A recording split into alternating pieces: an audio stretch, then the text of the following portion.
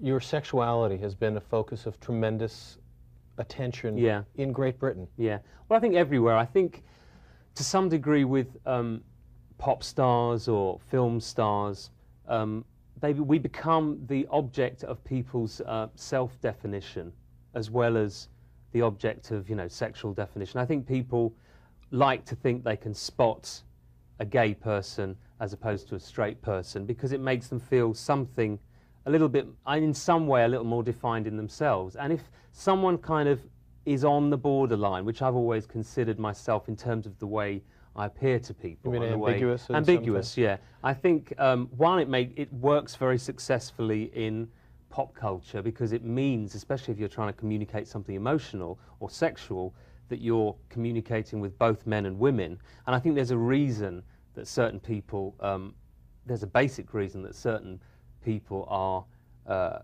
attracted to those ambiguous types, and that's because those ambiguous types are probably attracted to them.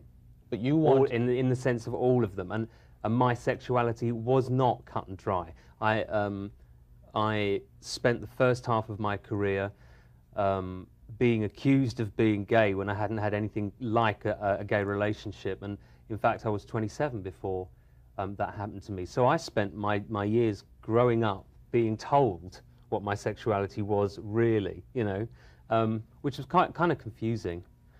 And then by the time I'd kind of worked out what it was and I'd stopped having relationships with women, I was just so indignant at the way I'd been treated until then. I was just thought, well, I'll just hold on to this. I don't think they need to know. I don't think I should have to tell them. But, this is as good a time as any.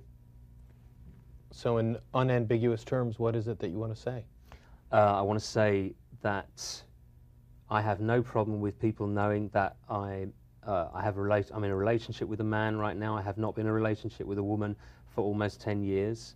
I do want people to know that the songs that I wrote when I was with women were really about women, and the songs that I've written since have been fairly obviously about men. So I think in terms of my work, I've never been reticent in terms of defining my sexuality. I write about my life.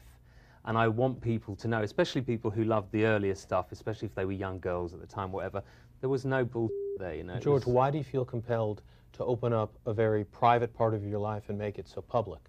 Well, I feel because I've kind of done that, haven't I? I've done that in a way that I didn't really intend to.